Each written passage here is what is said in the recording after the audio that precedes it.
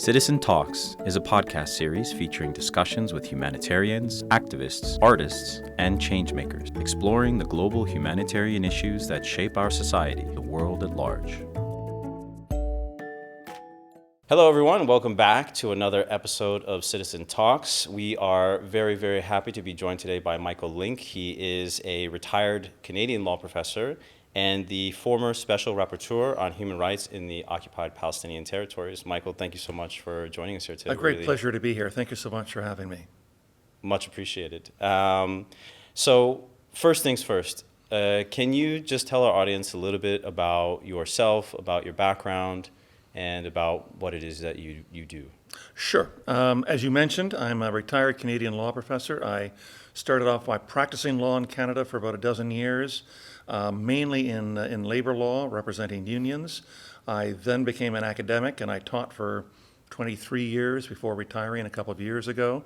The areas I taught and wrote on would have been Canadian labor law, Canadian constitutional law, and domestic and international human rights. But I always retained a strong interest with respect to the Middle East in general and Palestine in particular. I worked for the United Nations in the late 1980s in Jerusalem during the first Palestinian Intifada. I was a human rights and refugee affairs officer. I wrote frequently about issues involving international law and Palestine. I was back and forth on a semi-regular basis to there.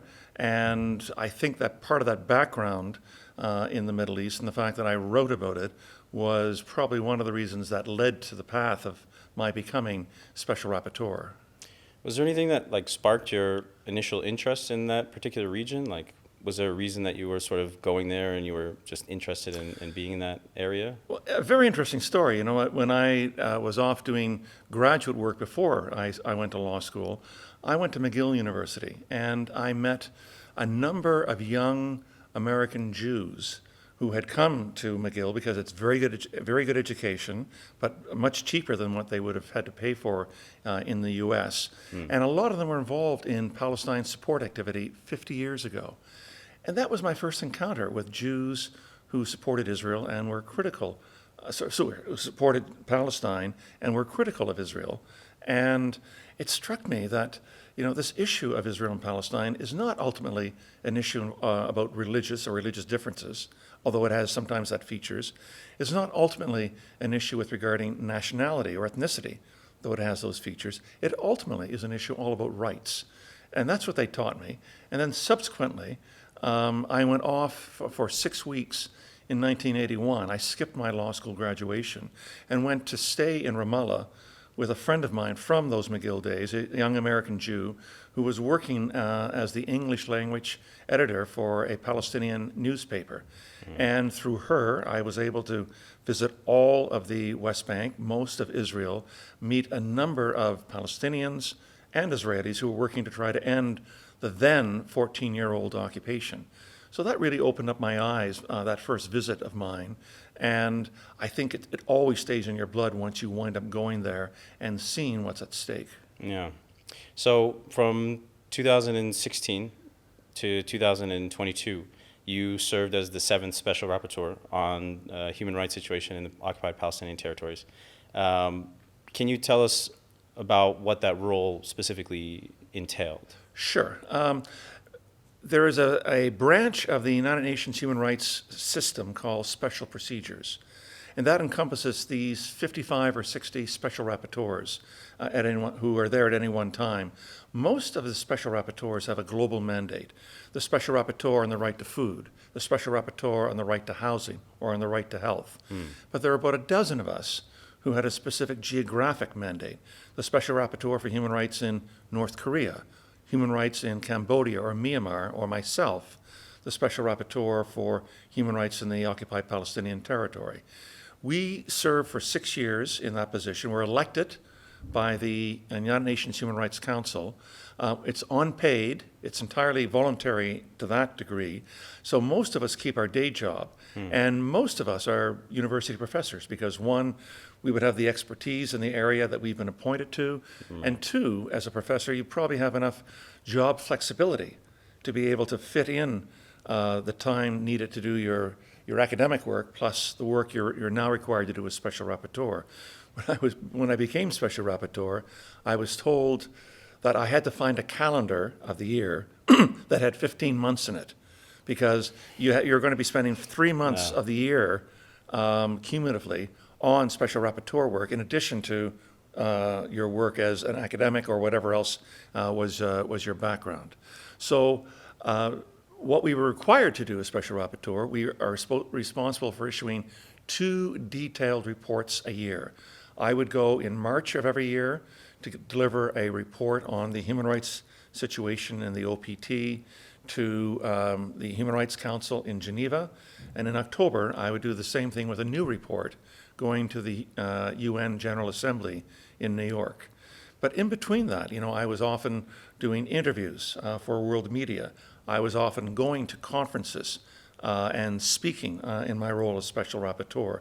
I was issuing probably 3 or 4 statements a month with respect to specific instances that were going on involving human rights in the occupied Palestinian territory. So it was all-consuming in that sense. But it was also very gratifying, because you became one of the leading public faces for the UN in promoting and defending and critiquing human rights and human rights violations in the OPT. Okay. So how exactly did you go about making your analysis of what was going on? Sure.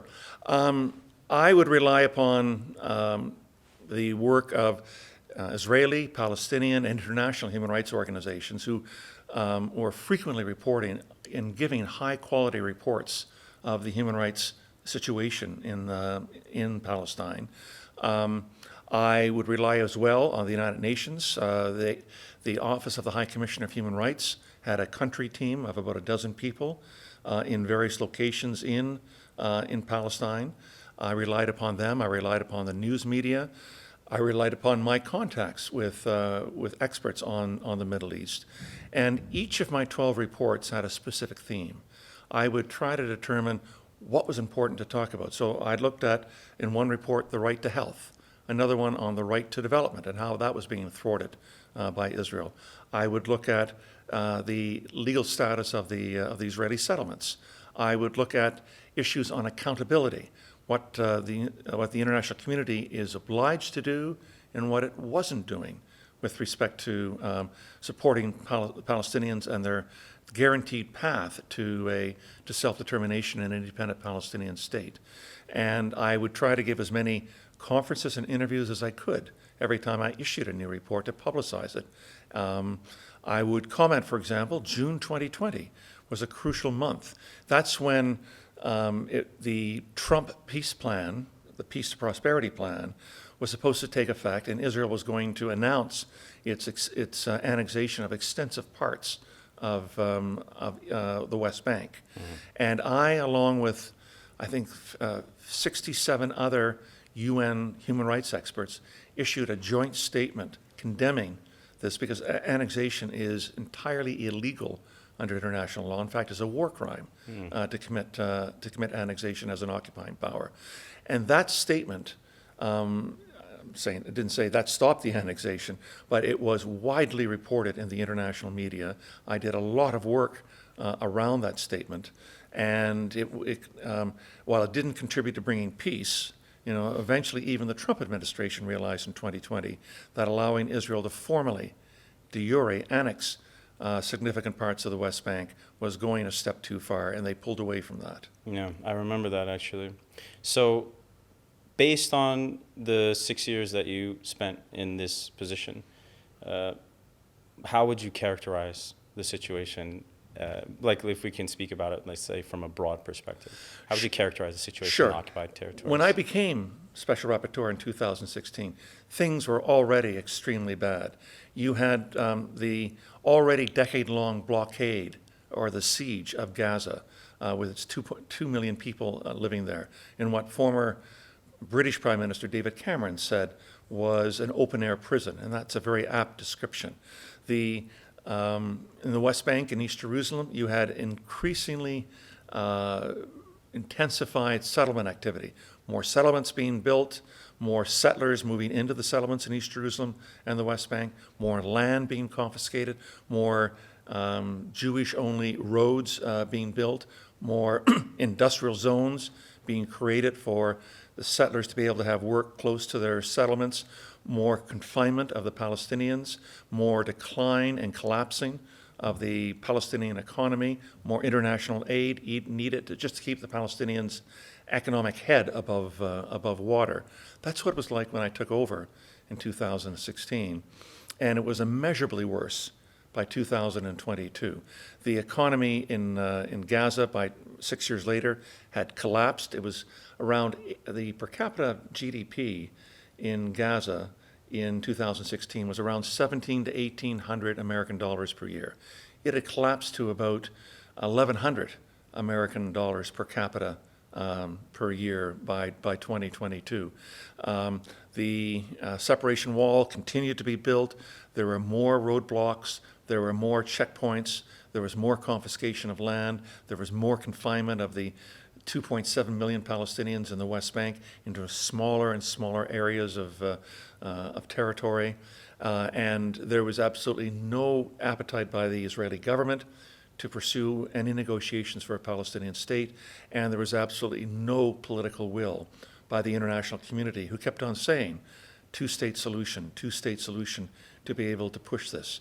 If you ask any leading power in the global north who would repeat this mantra of a two-state solution, none of them were able to articulate any strategy of how to get there. Right. They would sit and watch as another 20,000 settlers per year moved into the settlements in East Jerusalem and the West Bank.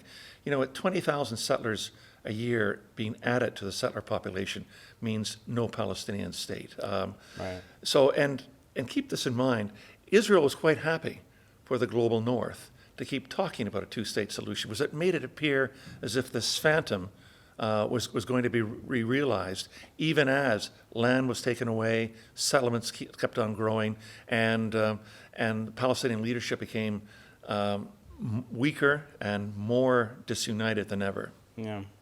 So just to touch on something that you mentioned there, speaking specifically in terms of the West Bank, how much of that is, would you say, in your opinion, driven by this sense amongst the Israeli population that this is legitimately their right to take this land and to do whatever they want to the Palestinian people, and how much of that is like a coordinated sort of push motivated by the Israeli government to get people to go in there and sort of do the dirty work for them to a certain extent? Well, I'm sure there are leaders, Israeli leaders, in the center and center-right and the far-right, who believe the Bible is a title deed for all of this territory. I can't imagine God or Allah or any supreme being would wind up giving a title deed to one people over an indigenous people who have been living there for 1,400 years with respect to this. I mean, the use of the Bible as a cover for annexation and expansion is exactly that. We have lived since 1945 with this new international system that we created in the ashes of the Second World War to create a rule of law that would inspire stability and harmonious relationships among countries. Obviously, that hasn't worked in a lot of cases, but right at the very heart of the UN Charter that we created in 1945 was no annexation.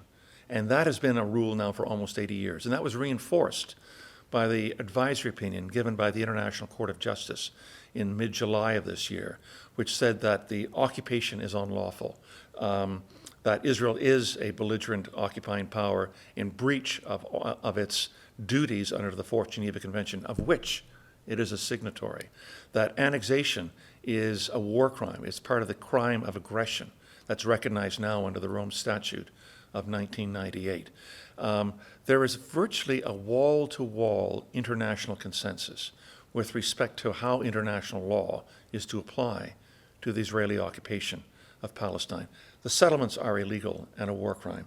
Annexation is illegal and a war crime. The Palestinians have an entitlement to a genuine Palestinian state and to the right of self-determination. Indeed, Self-determination is Article 1 of each of the two 1966 international covenants on human rights. It's, if you like, it's the first and foremost human right that we have granted to ourselves, because no other human right is possible unless you have the right to self-determination. And yet, the world recognizes, because it can read the English press in Israel, that the Israeli Knesset has passed resolutions, no Palestinian state. You could never see the words Palestinian state cross the lips of Benjamin Netanyahu, except to say there will never be a Palestinian state. What proof, what evidence, what amassing assembly of facts does the world, and particularly the global north, need to know where we're heading with this? And yet they sit with their arms folded and can see more settlements, more confiscation of land, more right-wing nationalist fever among the Israeli population, and particularly among the governments they wind up electing, is headed to a very dark place. So, yeah, that's a very sad picture, to be quite frank. But speaking specifically in terms of the UN, right? Most of us, we're lay people, right? We don't understand how the machinations of global geopolitical forces are working in the background. We don't understand how these relationships, these treaties and policies are impacting us on a global level, let alone like a local level or in our daily lives even. So, can you, I guess, give a little bit of insight to our listeners based on your experience, what you know and what you know about how the UN works? Why have they been completely unable to produce any viable resolution whatsoever to the Palestinian situation for decades? What can the UN do in a scenario like this, and what can they not do? Sure. I'm going to correct one thing that you said. Please. I do think that that the global majority does realize that things aren't going in a good direction internationally with respect to the various wars that are around, Right. with respect to climate change in particular, because we either see this or we feel this, and with respect to what's going on in Palestine and particularly Gaza. They see with their eyes this live streaming of apartheid and genocide. So it's what they're asking of their leaders, and how the leaders are trying to often give excuses to why they can't or won't do any more with respect to this. But turning specifically to the United Nations, yeah, look, it's the fulcrum. It's the bully pit for where international issues come and have to be debated. And when it comes to Palestine, I think we've got a paradox when it comes to the United Nations. On the one hand, the United Nations is indispensable to the question of Palestine and to the finding of a just solution for the Palestinians. Keep in mind that this is the oldest continuous item on the international agenda. We moved Palestine to the United Nations agenda in February 1947. And the United Nations has been active with this question ever since. The United Nations has said through General Assembly resolutions on a number of occasions that the United Nations has a permanent responsibility for the resolving the situation of Palestine in all of its aspects. And it will keep that permanent responsibility until that winds up being achieved, no matter how far or how distant that seems like today. But the other half of that paradox is that the United Nations is entirely ineffective when it comes to dealing with the question of Palestine. The United Nations is able to keep the Palestinians' head above water. It's able to ensure that there's a forum for Palestinians and the many supporters of the Palestinians for being able to articulate the rights of the Palestinians and how the rights are being violated at the various forums of the United Nations. But ultimately, we're stuck with a relic from 1945 as to the creation of the ultimate governance, because while the UN General Assembly is the most democratic forum of the United Nations, and it regularly passes by overwhelming majorities resolutions in favor of Palestine, the real power is over here with the United Nations Security Council. And the United States is one of 5 permanent members with a veto. The United States at the Security Council has vetoed roughly 80 resolutions, between 80 and 85 resolutions since the mid-1960s. Over half of those, around 50 of those resolutions, were resolutions critical of Israel. And no other country has vetoed a resolution critical of Israel except for the United States. And even when the United States has allowed resolutions to pass that are critical of Israel, such as Israel, you're an occupying power and you must apply in full the Fourth Geneva Convention. Israel, you cannot annex a single square centimeter of occupied land, and therefore your de jure annexation of East Jerusalem and your de facto annexation of parts of the West Bank is profoundly illegal. And Israel, you're not allowed to build civilian settlements in occupied territory. Those are profoundly illegal. Even when the UN Security Council does pass resolutions critical of Israel, the United States makes sure those resolutions are never put into place. Kofi Annan, who was the UN Secretary General between 1997 and 2006, said in his post-tenure memoirs that the Security Council remains paralyzed on the single most important, most long-lasting issue on its agenda, the Middle East. And he pointed his finger at the United States, saying that the United States has a possessiveness over the file regarding Israel and Palestine, and it vetoed even reasonable resolutions, in his words, with respect to Israel.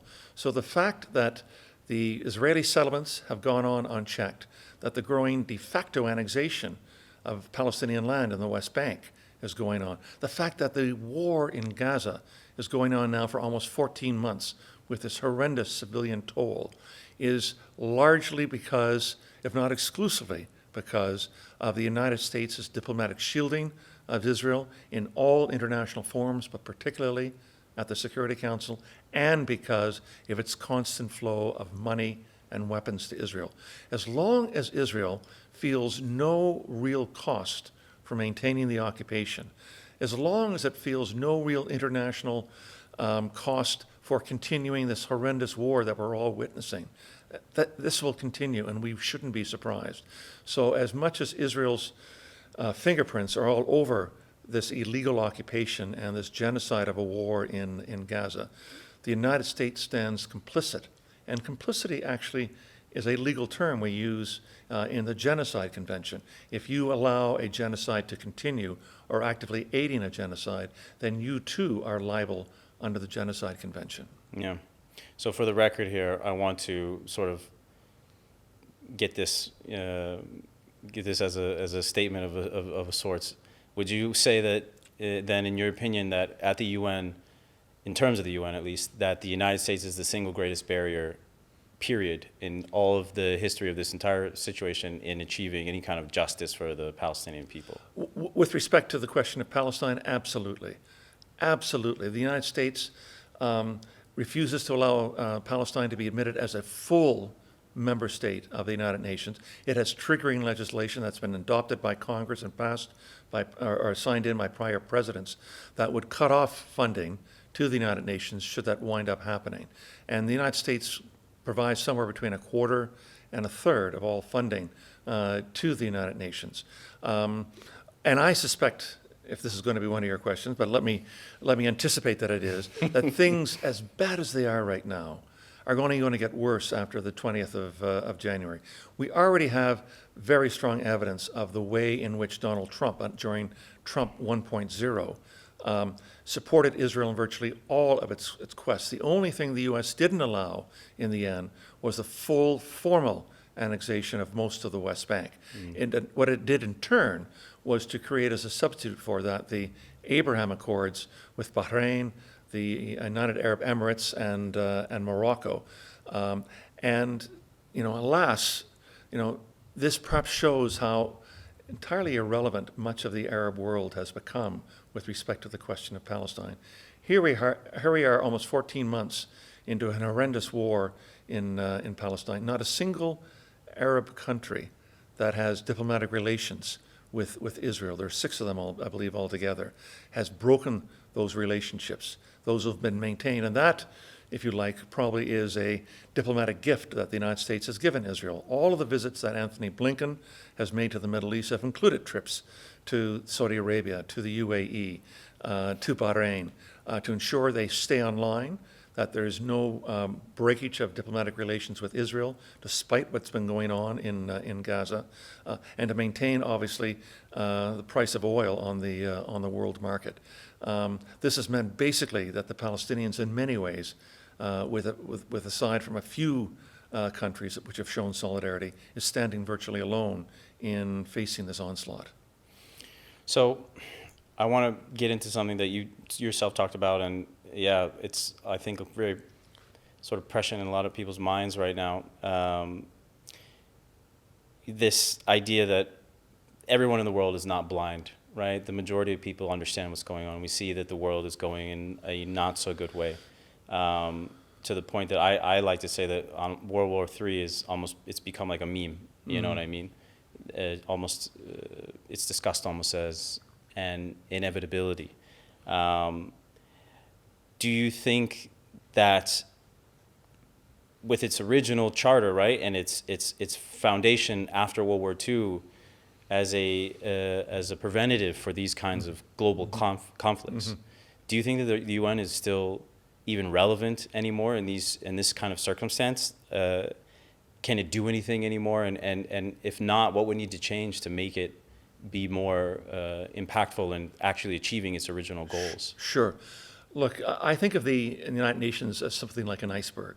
We see the top part of the iceberg, the 1/11th of the iceberg above water, where we're probably magnifying the UN's many dysfunctions, particularly when it comes to power struggles between the United States, China, Russia on various conflicts, say in Syria or Sudan or Palestine, among others.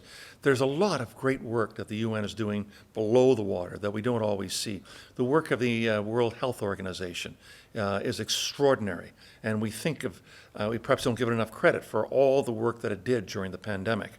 That as many millions who have died of COVID, many more would have died had not been for the great work of the WHO. Same thing is true with the International Labor Organization, with the Office of the Coordination for Humanitarian Affairs, the ability to be able to respond to emergency, either natural disasters or to wars, the work of the United Nations High Commissioner on Refugees, the work, of course, of the United Nations Relief and Works Agency for the Palestinian refugees. All of these agencies work as well as they can because it has global backing in many, many ways, particularly coming from the global south. So let's not forget all of the many accomplishments that the United Nations has. But when it comes to some of these critical issues particularly where there's a fault line between the global south and the global north, yes, then the United States, with respect to Palestine, is able to hold back achievements with respect to trying to get to a Palestinian state, even though it says that's its public policy and public goal to wind up achieving. It does nothing and has done nothing to be able to wind up getting there. I'm reminded of, the comments made just last week when the United Nations, the United States ambassador to the United Nations, Robert Wood, stated the reason why he vetoed the resolution that the other 14 members of the Security Council wound up voting in favor in terms of an immediate, durable, and lasting ceasefire, as well as an immediate and unconditional release of all of the Israeli hostages still being held in Gaza. He said in his reasons that he had to vote against it because there was no linkage between a ceasefire and the release of the hostages. There was. It was in the very same paragraph. The United States will not take yes for an answer with regards to this. They were actually being the flak catchers for Israel's continued policy of wanting to complete its mission in Gaza, which is the elimination of Hamas, regardless of the thousands who are killed there. So to answer your question, how could the United Nations be more effective? I think one important way would be if there is a veto expressed or delivered at the Security Council, then the issue then ought to go to the United Nations General Assembly, which could overturn a veto with some supermajority, be it 2/3, be it 75%. We can debate about what it would be, but that the United Nations General Assembly would not have the last word in the promotion of a mandatory binding ceasefire resolution as it was. This really was an epic diplomatic failure by the United Nations in general, but by the United States in particular. And until and unless we have an ability of the General Assembly to overturn vetoes cast by any of the 5 permanent members, we're going to continue to suffer this kind of tragic stalemate at the very highest decision-making bodies of the United Nations.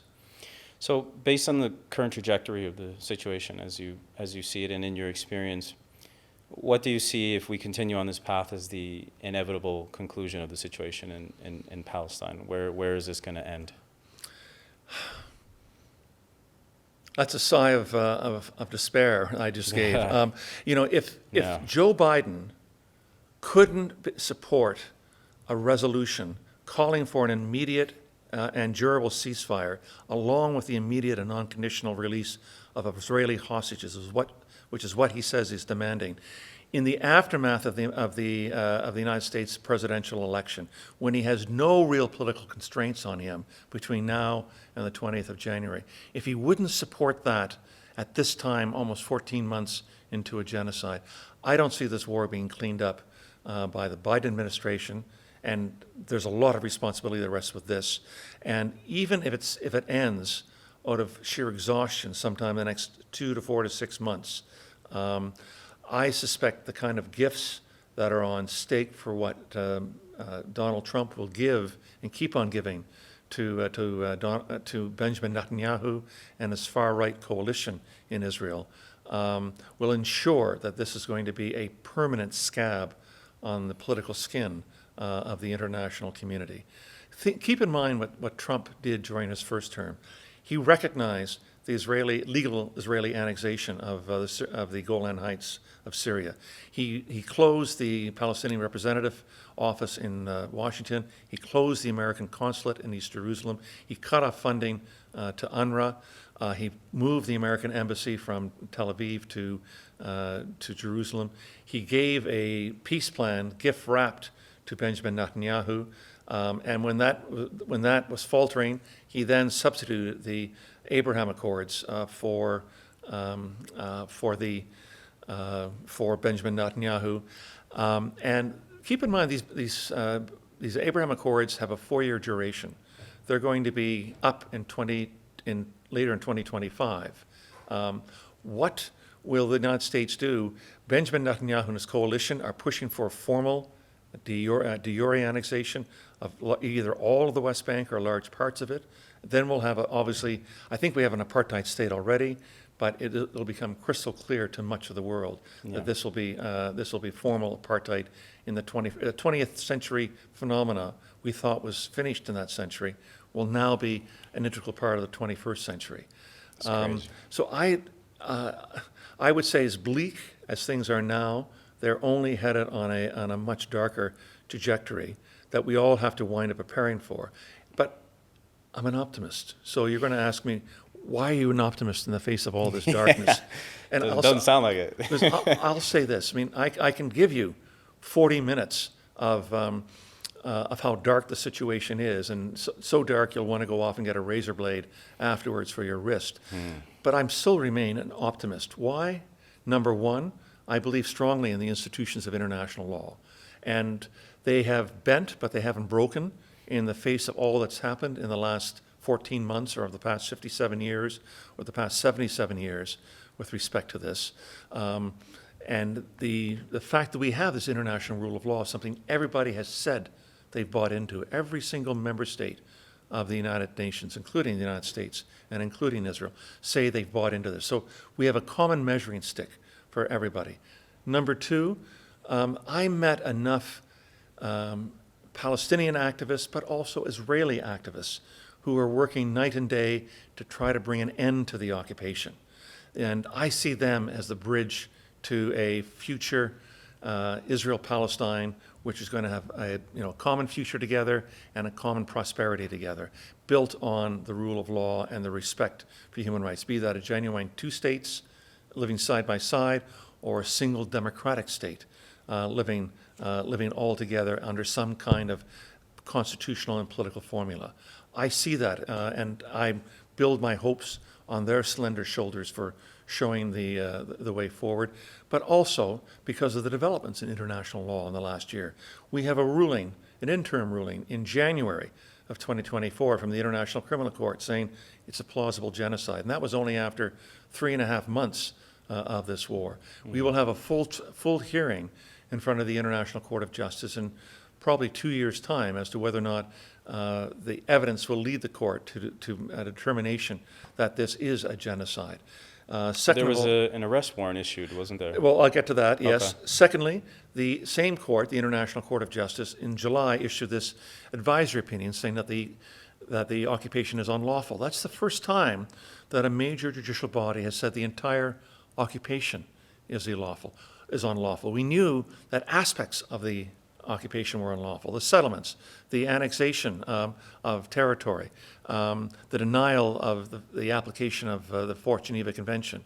But to say the entire occupation is illegal, as the court said in July, is a major step forward. And that was endorsed by an overwhelming majority at the General Assembly in September. 124 votes in favor, only 14 votes against, 43 countries abstaining. And it said Israel has to end its occupation within 12 months. So the 18th of September 2025 will be the D-date for a showdown between the United Nations and Israel, and probably the United States as well, since Israel looks like it's taking no steps at all to bring this to an end. And then thirdly, as you said, the International Criminal Court, also in The Hague, accepted the issuance of arrest warrants for Benjamin Netanyahu and for the former defense minister, Yoav Gallant, as well as one Hamas leader who may or may not be still alive.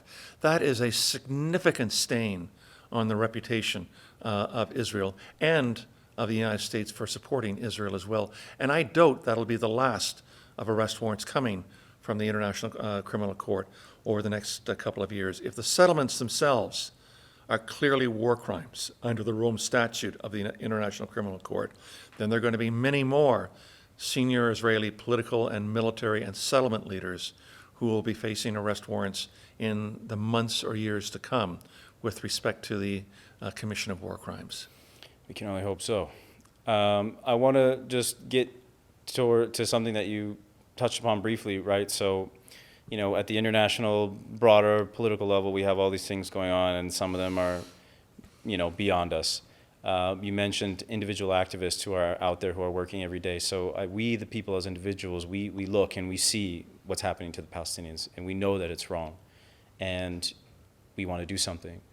Are we powerless? Is there anything that can be done from our perspective? Regular people like us who don't necessarily have the ability to, influence these giant geopolitical actors?